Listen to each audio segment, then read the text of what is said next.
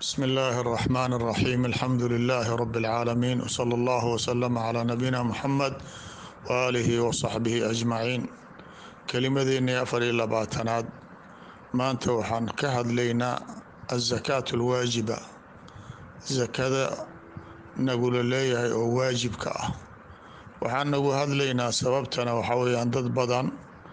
baa waxaa laga yaabaa inay leeyihiin maadaama uu ramadaankii bilihii kale ka fadli badan yahay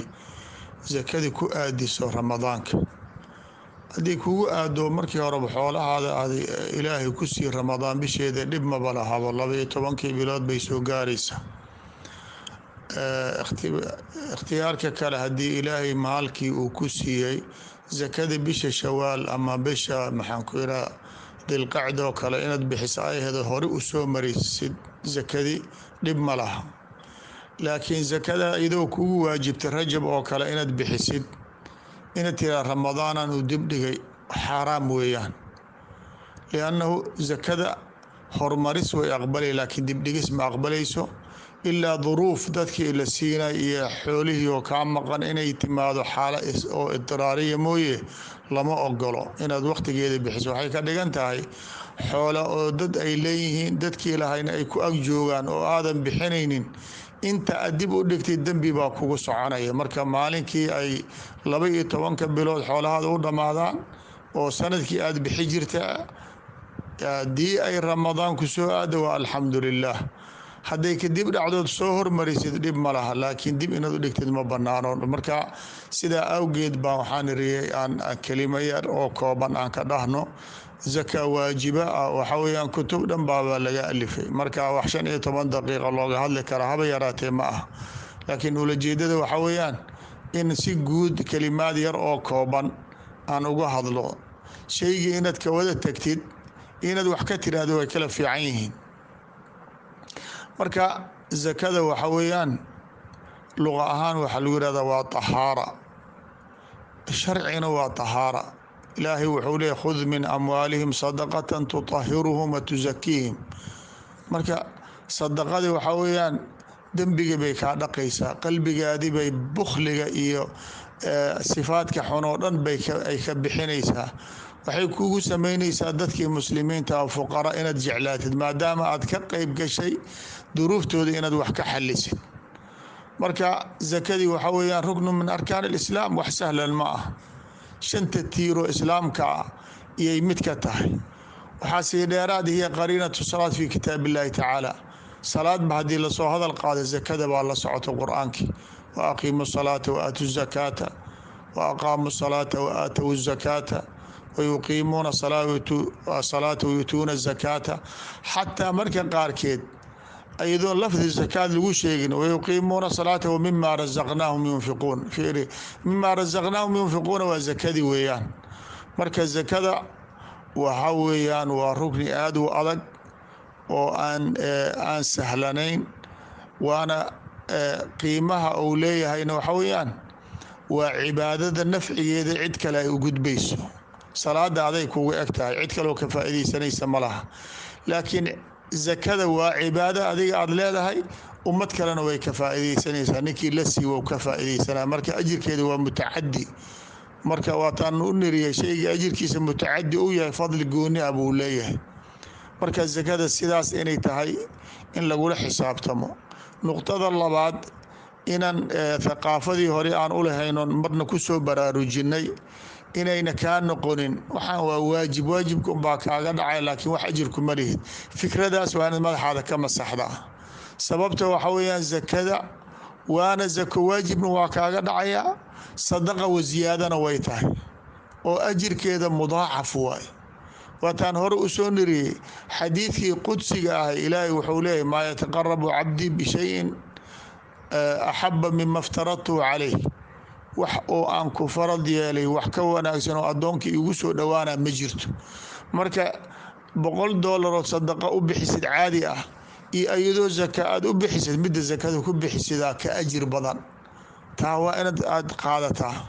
isku mid ma aha salaada faradka markaad dukatid iyo sunnada isku ajir ma aha iyadoo waajibna kaaga dhacay baad leedahay wax badan ayib marka ninkii haddii zakadii uu bixi waayo waxa oo aan ka hadli doonay ka mid tahay cuquubadiisa wax sahlan ma ah.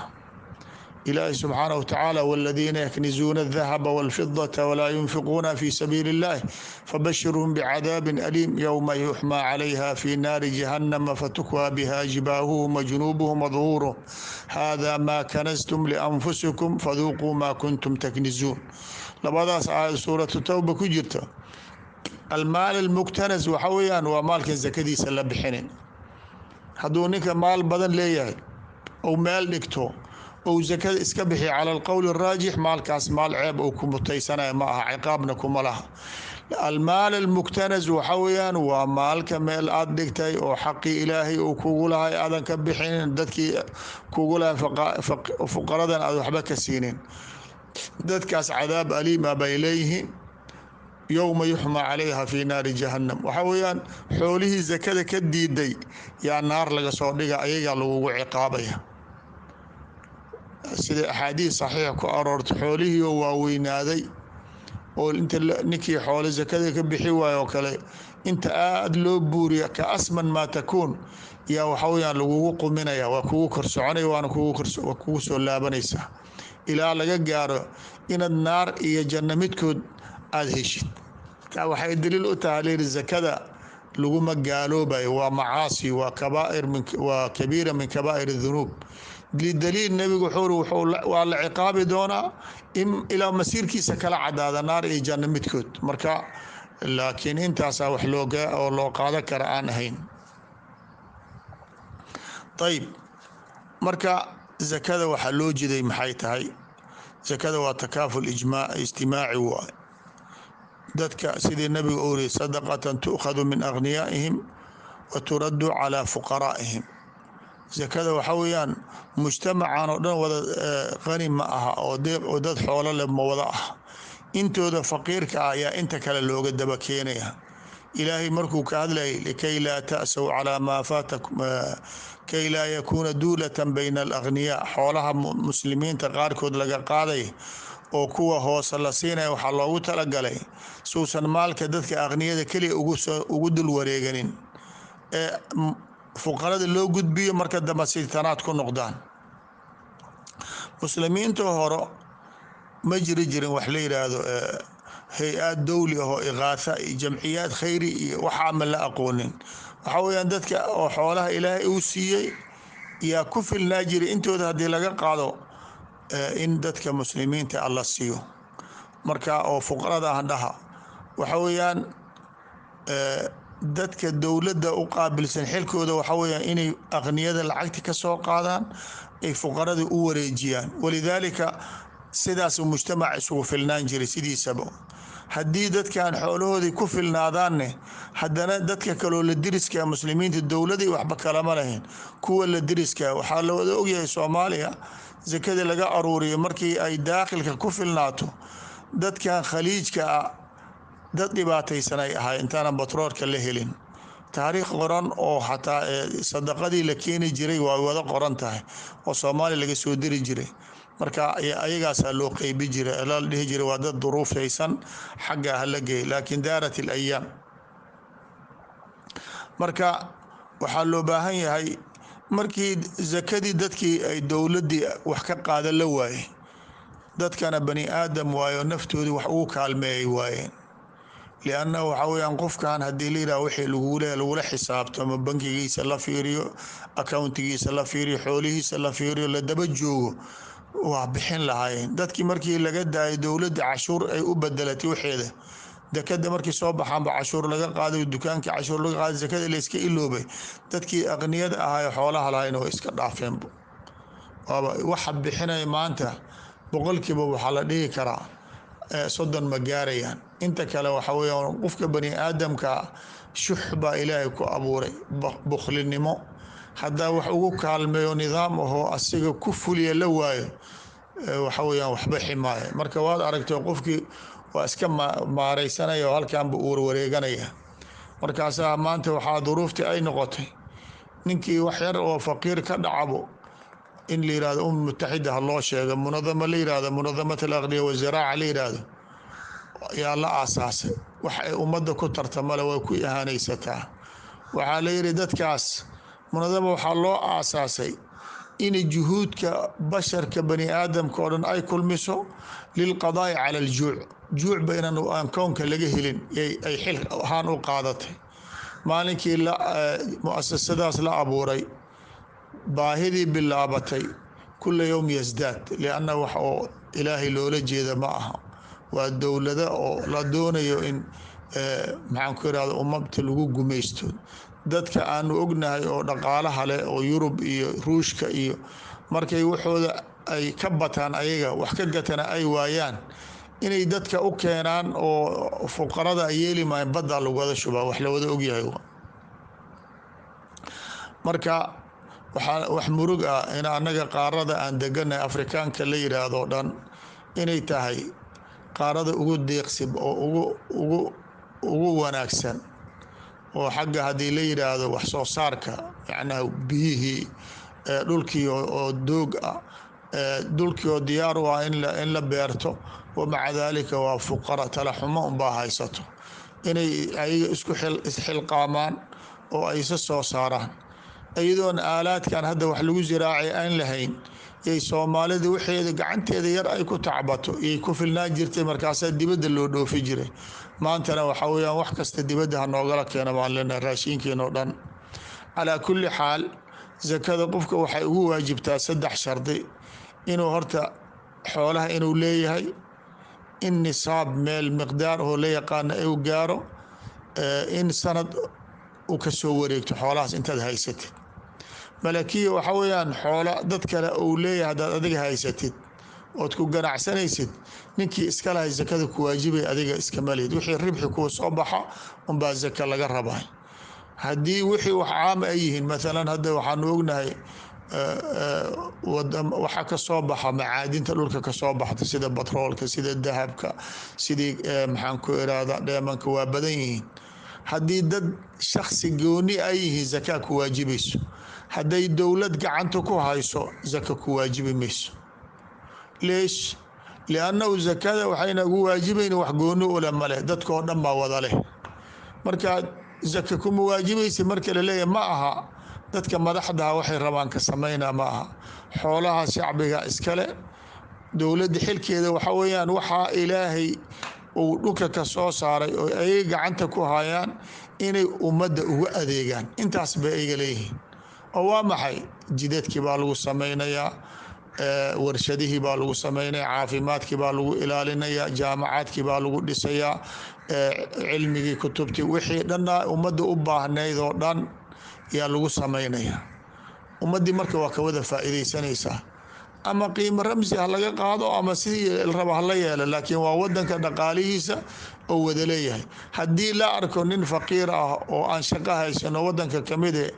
dhaqaalihiina dowladda ay bangiga u yaalaama raatib baa loo qoraya, liannahu maalkan caamkaa buu wax ku leeyahay. marka sidaa waa inaad ula socotaa. nisaab waxa weeyaan xoolaha kasta ilaahay zaka kuma waajibinin. nin baa wuxuu haystaa $500, wuxuu haystaa $1,000, wuxuu haystaa keyta. ninkaas asaa faqiire, waxba lagama rabo. waa inuu helaa maal la dhihi kara zaka waa ka waajibaysaa. nisaabka maalan haddaan lacagtan yiraahdo kale 85 garaam oo dahab ah wixii gooyin karo oo ama u dhigma ayagaas ninkii haystay zaka ku waajibaysa. haddii laakiin xoolahaad intaas ka yar yihiin zaka kuguma waajibayso. waxaa la rabaa xoolaha aad haysatid oo aad ku ganacsanay ama gacanta kugu jiro, haddii maanta aad rabtid inaad dahab ku soo gadatid inay gooyi karaan 85 garaam inay gooyi karaan. nisaabka kaasaa la yidhaahdaa 20 mithqaalan oo nabiga waqtigii zakada uu dahabka ka bilaabanay markii la qiimay 85 garaam bay noqotay. marka garaamka nisaabka kaas weeyaan markay lacag tahay. xoolo markay tahay waa la yaqaanaa. geel hadduu yahay waa 5, loo hadday tahay waa 30, haddii ari uu yahay waa 40, wahaakada nisaabka oo zakada ka waajibay. maxaasil ziraaciya hadday tahay wax beer oo la abuurtay, sisintii, misagadii, galeydii, bariiskii, qamadigi oo kale hadday tahay, waxa weeyaan nabiga 5 awsuq buu yiri 5 awsuq wusqi kasta waa 60 saac 360 saac markay gaarto iyo zaka kugu waajibaysa marka la isku celceliyo 1 kiilo kale ay u dhigmaan haddaan iraada saaci waa 3 kiilo haddaan iraada 1 kiilo ay noqonaysaa 1 kiilo markaad heshid ay ku baxdo oo masaga oo kale yaa 100 kiilo iska bixinaysaa oo cushri ah 1 kiilo 10 loo qaybinayo mid kamid ah cushri waa haddii laakiin aad beerta qarash u galo oo maxaan ku yiri qarashka falidii waxaas ma aha mesela motora lagu waraabiyay oo lacag kaaga qaadanayo taas waxa weeyaan meeshii aad 100 kiilo ka bixileed 50 baad ka bixinaysaa zakada oo xoolaha ma ahayn markii lacag tahay rubuc ushri waa markii zaka gaarto zakadii waxaad bixinaysaa xoolaha lacagta aad haysato doolarka 10 aad u qaybinay 10 marka u qaybisid hal kamid oo 10keed 4 u sii qaybinay hal kamid ah zaka noqonay mesela 100 kun aad haysataa 10 u qaybi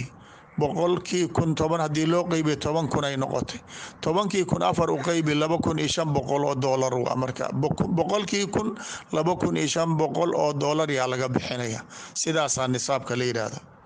طيب nisaabkii markii laga baxay waxa ku xiga xowl wax la yiraahdo 12 bilood xoolaha inaad haysatid haddii aad lacag haysatid مثلا 10 kun oo doolar markii 6 bilood ma ay noqotay ba lacagtii ka baabaaday masruuf iyo waxyaalo iyo dad iyo meel bay ku baxday 4 kun ku hartay xawlki waa istaagay kugu ma soconay haday lacag kale ku soo gasho oo 10 kun oo kala gaarayso kale markii ku soo gashaa kow hadan lagaaga bilaabaya laakiin waa inay qasadka ka ahayn sayni zaka igu waajiban xoolaha waan usqaaminaya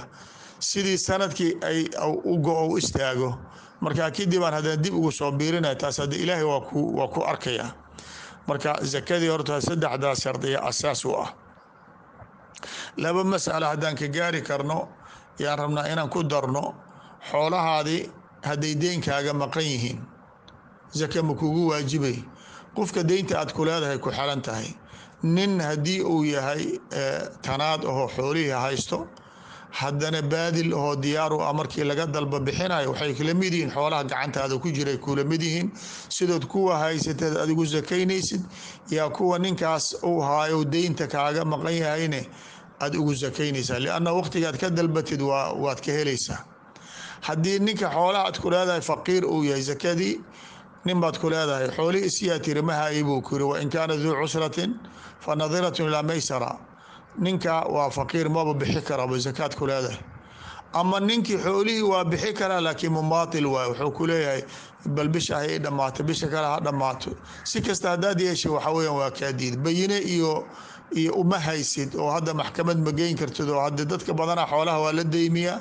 ilaahayna wuxuu leeyahay dad xoolaha aad deymisaan ama qor ama markhaati ha loo sameeyo lama sameynaa labadii ninka hadduu kugu inkiro waxaad ku qabsan kartid mala maxkamadii inuu dayn ugu leeyahay maxaa u daliil hadduu ku yiraahdo intaasaad ku egtahay marka maanta dhan waa tuugsanaysaa daba soconay ninkaas haddii uu yahay labadaas nin midkoodii wixii lahal ah zakadii kugu waajibi maysa maalinkii ilaahay ka soo qaado gacanta kuu soo gasho yaad ka bixinay haddii 10 sano kaa maqneed hal sano zakadoodaad bixinaysaa khalaas waa dhammaato qowlka raajixan ka hadlaya aqwaal badan baa ku jirta نقطة labaad waxa weeyaan xoolaha hadii aad ku dartid xoolo kale waxa la yiraahdo khulta la yiraahdo sameys yaani adigoo lacagtaada aad haysatid aan dhamayn wixii zakada kugu waajibay ma dhamo laakiin xoolo kale zakada ku waajibaysa ku dhaxdartay qaybtaadi zakada waad ka bixinaysaa khultadii waa qowlka shaafici oo qabo waa raajixu لأنه waxaan la isku diidadeen hadii mawaashi tahay xoolihii geel lo ari hadii la isku daro majmuucooda zaka ka waajibtaa jumhuurta iskuma diidana markii Abu Xaniifa laga reebo jumhuurta dhan waxay leeyihiin xoolahaas isku darida keenaysa in zaka ka waajibto 40 ari ninna 20 uu leeyahay nin 20 uu leeyahay nin kasta haduu gooni u daajisanaha wax lagama rabi lahayn lianna nisaabki 40 weeyaan laakiin markii isku dareen 40 isku noqdo waa isla daaqi waa isla xiray waa isla soofiyay marka zakadii hal neef ku waajibaysa niba neefki niskiisu iska bixinaya taalisku ma diidana laakiin nuquudi jumhuurta cagsi waay haday lacag tahay waxay leeyihiin iyo lacag baatin yani al-amaal al-baatin baa la yiraahdaa haday tahay isku darid waxba kama dhibayso ninba haddii xoolihiisa gooniya looga rabaa zaka hadday gaaraysakana waa laga rabaa haddaadan gaaraynin lagaama rabo saasay leeyihiin imaamu shaafici dad kale waxay qabaan la ashariicatu laa tufariqu bayna mutamaahilayn maadaama xoolihii haddii laysku daray xoolihii ay zaka ka waajibtay lacagta haddii laysku darana waa lamid ayadaa looga qiyaas qaadanaya marka adoon zaka kuu waajiban haddaad qolo zaka ku waajibta aad ku dartid marka waxa weeyaan waa in zakada lagaa qaadaa nuqtada ugu dambeysa waxa weeyaan zakada waa cibaado dad badana wuxuu leeyahay xoolihii aad nagu darsatay zakadii waa ka bixina ogow adoon lagula soo laaban sharikaad xoolo ku darsatay marka hore ku darsanay in la kala qaato idinkoo la yiraahdo zakada anaga bixihayna ogow aad adina waafaqdeed waa sax laakiin haddaan la isku waafaqin adoon ogeyn zakada la bixi wax kama jiraan in lagu soo ogeysiyay ahayd haddii kale xoolahaada lagu keena adiga aad bixisid marka xoolaha zakada cidda la siina waa la yaqaanaa inama asadaqaatu lilfuqaraai walmasaakiin walcaamiliina calayha sideedaas sinfi weeyaan laakiin sidaan dhaqan u leenahay ma aha zakadii markii la bixinaya ninkii waxtar lahaa la siinaya dadkii waxaa waye ninkii taajirka ahay $10,000 zaka ku waajibtay waxa weeyaan wuxuu u bixinayaa $10 u bixinaya waxaas hadafka islaamka ugu khilaafsan yahay ninkan waxaa la rabaa zakada la siinaya in lasoo kiciyo inaad 2,000 siisid ninkan 3,000 sii ninkan 1,000 sii ninkan sidaa u kala sii faqiir ma dhammaanayo kuwa maanta faqiirnimada ha ka baxaano biri ha ku shaqaystaano nin taqi oo fiican 2,000 haddii la siiyo xoolo ka soo saaranaya sanadka dambe markii la gaaro dadkii la siinay noqon maayo hadafka zakada la leeyahay saas weeyaan wallahu aclam